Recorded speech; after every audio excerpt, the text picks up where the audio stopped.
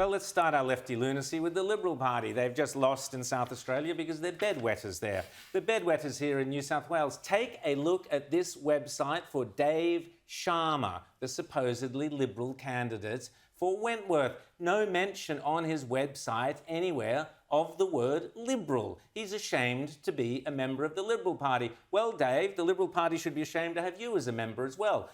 They should be looking instead at real Conservatives. There's two of them standing in Wentworth, one for the UAP and one for the Lib Dems. If you can't even be bothered to put the name of your party or two to the left to put the name Liberal on your own website, I'm sorry, you don't deserve to be standing for that party, particularly when you then go to the Daily Telegraph, James, and say that if it weren't for people, this is Dave Sharma claiming in the Daily Telegraph, that if it weren't for people like him in the Liberal Party would look like the Republicans. Well, I'm sorry, dream on. Dream on, Liberal Party. I wish you would look like the Republicans. What did you make of this, James? Well, what I made of it is that, seats, these sort of green Liberal seats, I call them, seats like Wentworth, North Sydney, potentially eventually Kooyong in Victoria, places like that, that are shifting more and more in this direction.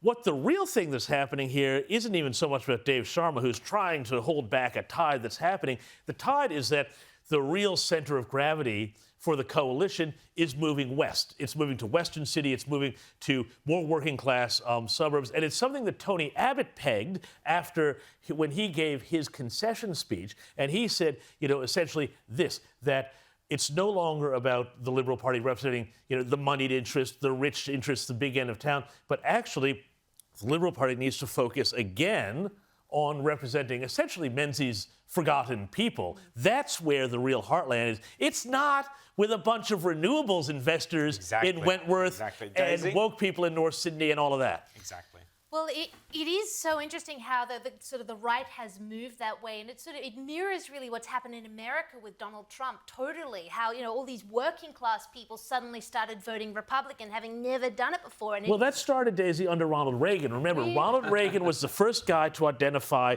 working class Republicans who were ex-Democrats who were at that time horrified by the left and the Democrats' social positions, the proto-wokeness around sexual issues, abortion, things like that really offended them.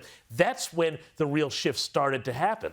Well, I tell you, if you're too embarrassed to put the name of your party on your own website, well, I'm sorry, you've got a big problem. If you are in Wentworth and looking for a Conservative candidate, you've got Daniel Lukovitz for the Liberal Democrats, you've got Natalie Duma for the UAP. You've got plenty of choice there. Why go for phony Liberals? It's time in this election to maybe get rid of the phony Liberals and get some genuine Conservatives into Parliament. That would make our country a lot better, in my opinion.